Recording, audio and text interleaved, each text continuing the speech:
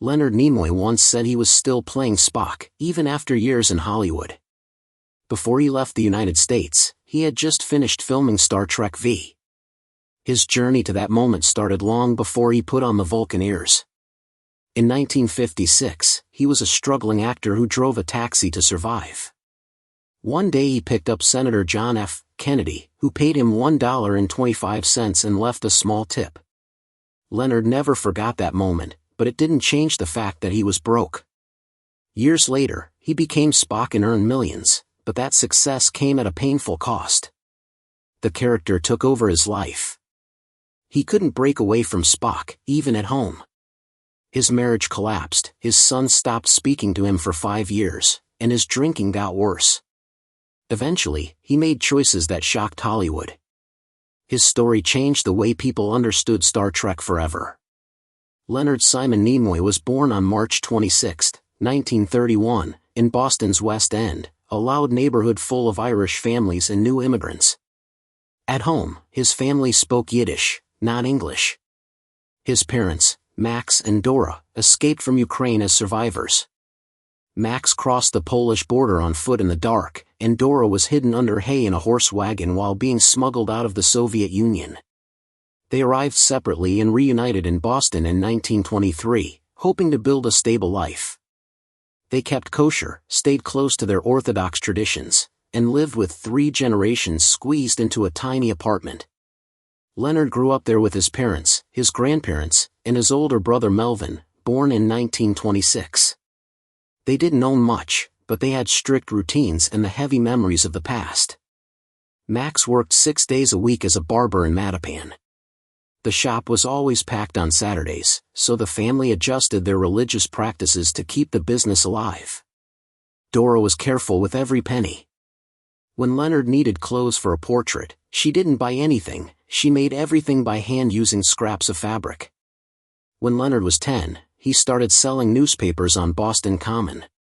He shined shoes, set up chairs in theaters, sold greeting cards, filled vending machines, scooped ice cream, and worked as an usher in movie theaters. Max even worked a second job making leather luggage patterns. The family survived because everyone worked. But Leonard didn't want that life forever. His brother Melvin was the perfect child heading toward MIT to study chemical engineering.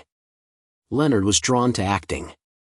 The Elizabeth Peabody House had a science lab upstairs for Melvin and a theater downstairs for Leonard.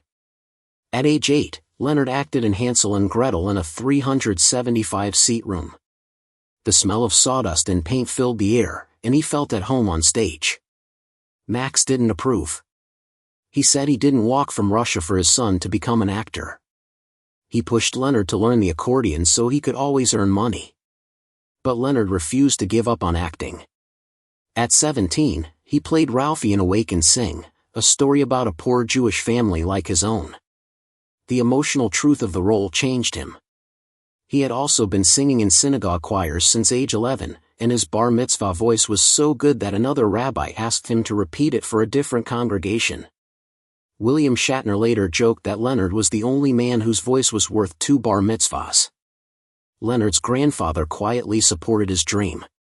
While his parents insisted he choose a safe job, his grandfather encouraged him. Leonard saved money by selling vacuum cleaners door to door. He eventually saved $600, left Boston College, and bought a coach ticket to California. It took 3 days and 3 nights by train. He enrolled in Pasadena Playhouse but left after 6 months because he believed he was already working at a higher level than most students. He got a $47 refund and started knocking on agents' doors. Soon he filmed his first movie. He kept working odd jobs, taxi driver, usher, vending machine worker, and acted in Yiddish theater with legends like Maurice Schwartz. In 1971, when he played Tevi in Fiddler on the Roof, it felt like returning to his roots. Back in Boston, he joined a summer theater program run by a Jesuit priest, even though he was the only Jewish student there. He studied method acting, read Stanislavski, idolized Marlon Brando, and dug deeply into the emotional lives of his characters. On December 3, 1953, he enlisted in the U.S. Army Reserve because acting wasn't paying and he wanted to marry his fiancée, Sandra Zober. They married in 1954 while he still wore a uniform. The Korean War had ended, but the draft continued. His last film had flopped, and he delivered newspapers to survive. The Army paid $75 a month and provided housing. By the time he was discharged in 1955, he had become a staff sergeant, a huge jump in just 18 months. He joined the Army's entertainment branch, where he wrote and performed shows for soldiers. He also trained soldiers during the day and directed plays with the Atlanta Theater Guild at night, even starring in A Streetcar Named Desire as Stanley Kowalski. He balanced two worlds, military discipline and intense theater work, skills that shaped his future career. On a 1954 recruiting tour, he performed shows featuring both black and white characters. Some audiences threw slurs and objects at him, but he continued performing. Those hateful moments shaped his sense of justice. Decades later, he and his wife Susan would donate to equality projects through the Susan and Leonard Nimoy Foundation. When he left the Army in 1955, he returned to Los Angeles with no money, a pregnant wife, and no steady work. Within 3 days, he was auditioning again. He drove taxis to survive and once picked up Senator Kennedy again, who didn't have cash, and walked Leonard into the hotel to pay him. Kennedy tipped him $1.75. In 1957, Leonard hit rock bottom. He and his family lived in a rundown apartment. Acting jobs weren't coming. He worked almost all day and night and still barely earned enough. He took tiny roles in Perry Mason, Dragnet, and low-budget sci-fi films. In Zombies of the Stratosphere, he wore a suffocating rubber suit in 100-degree heat, losing 15 pounds in 6 weeks while earning only $150 per week. He also starred in Kid Monk Baroni and paid $500 for promotional photos, but the movie flopped and left him in debt. He returned to jobs like managing an apartment building for free rent, but the emotional stress of collecting rent from poor tenants was too much. One man even threatened to kill him. Leonard quit. He became an usher at the Pantages Theater and used the job to study acting by watching performers every night. He snuck backstage, got caught, and was fired. In 1958, he acted in The Brain Eaters, which was filmed in 8 days using real bugs. A beetle bit him, causing a painful allergic reaction, but the director kept filming. Leonard paid the medical bill himself and later called it the worst film he ever made. Over the next years, he played mostly criminals and villains on TV. Casting directors typecast him. He earned $200 to $400 per episode, barely enough to survive. In 1963, he was broke again. After more than 50 roles, he had nothing to show for it. Reruns paid nothing. He sold vacuums door to door until he accidentally knocked on the door of a casting director who had rejected him. The man slammed the door in his face. Leonard earned about $8,000 a year, just above poverty. In 1964, everything changed. Gene Roddenberry was casting a sci-fi show called Star Trek. Leonard auditioned for Spock. The first attempts at the Spock makeup looked ridiculous. Leonard almost quit until special effects artist John Chambers created the now famous pointed ears. Leonard agreed to continue but told Roddenberry he could remove the ears if he hated them by episode 13. He stayed. In 1967, during filming, Leonard created the Vulcan salute based on the Jewish blessing he saw as a child. The fingers his father told him not to look at became part of global culture. But fame came with chaos. Fans sent him 2,700 letters a week. Crowds crushed fences at events, forcing police to rescue him. He couldn't go anywhere without being called Spock. The pressure grew. His drinking increased. He played Spock 5 days a week and couldn't stop acting like him on weekends. In the second season, tensions rose. Roddenberry wanted a cut of Leonard's music album profits. Their relationship turned cold. Leonard earned $1,150 per episode while Shatner earned $5,000. When Leonard asked for $9,000, Roddenberry threatened to replace him. NBC refused because Spock was essential. Leonard stayed and got a raise to $2,500 plus expenses. Still, the emotional toll worsened. Fans couldn't separate Leonard from Spock. Some treated him like a real Vulcan. Others became obsessive or dangerous. In 1975, Leonard wrote a book called I Am Not Spock. He only wanted to explain the difference between himself and the character, but people misunderstood. Headlines claimed he hated Spock, and it damaged his reputation. Still, he kept working. He voiced Spock in the animated series, making sure the original cast received credit. The show even won an Emmy. In 1979, he returned for Star Trek, the motion picture, after Paramount paid him for using his image without permission. Filming was chaotic, and scripts changed constantly, but Leonard still helped rewrite scenes. In 1984, he directed Star Trek III, The Search for Spock. It was his first time directing a major film. The budget was small, but he worked hard, and the movie became a big success, even beating Indiana Jones at the box office in its first week. By the end, it made $87 million worldwide. For the first time, Leonard proved he was more than Spock. In 1987, he directed Three Men and a Baby, a comedy starring Tom Selleck, Steve Guttenberg, and Ted Danson. People doubted he could direct comedy, but he surprised everyone. The movie became the top-grossing film of 1987, earning $240 million worldwide. Tom Selleck later said Leonard was warm, funny, and nothing like Spock. Leonard won a People's Choice Award for the movie.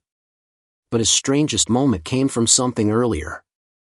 In 1967, he had recorded a silly song called The Ballad of Bilbo Baggins.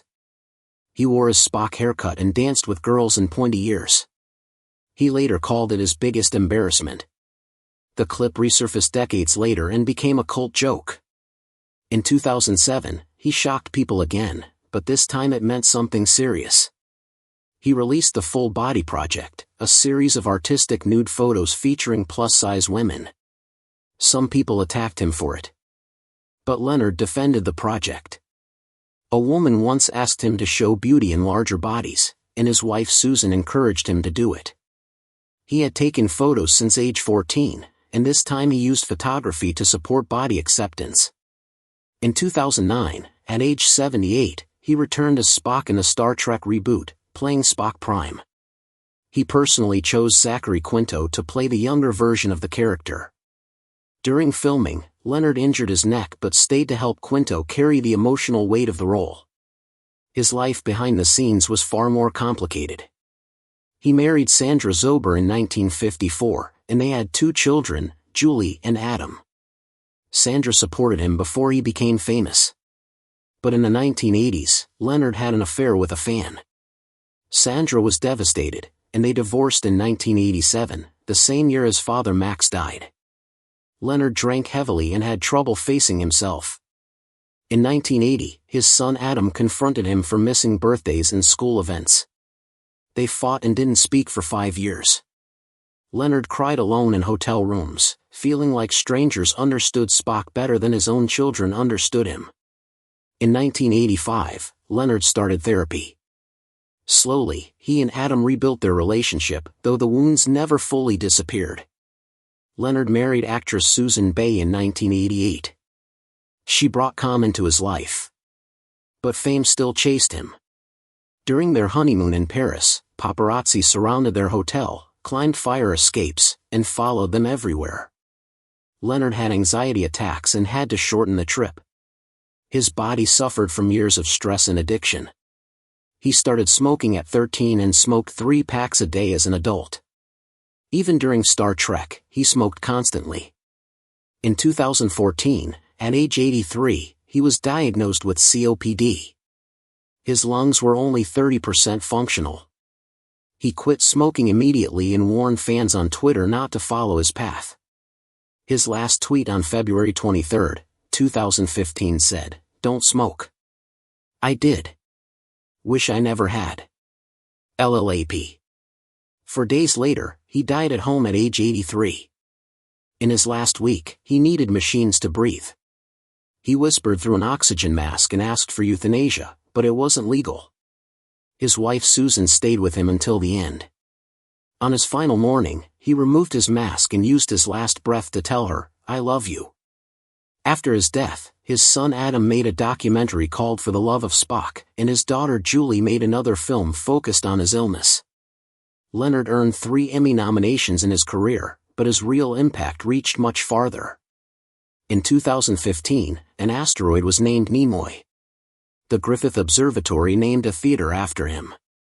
NASA paid tribute. Scientists and dreamers said Spock had inspired them. But Leonard also had unresolved pain. In 2012, William Shatner secretly filmed him at a convention for a documentary. Leonard felt betrayed and never forgave him. They never spoke again. When Leonard died, Shatner didn't attend the funeral because of a charity event. Years later, Julie told Shatner, "He loved you." Leonard also stood proudly as a Jewish man. In 1991, he produced a film about a Holocaust survivor.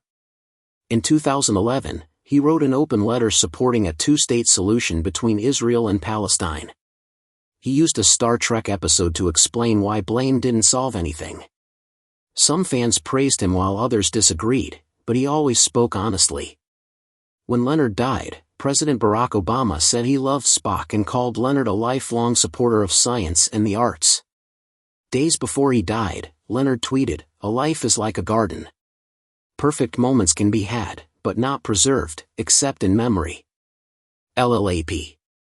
With that message, Leonard Nimoy became more than Spock, more than a director, and more than an actor. He became a lasting symbol of compassion, creativity, and humanity.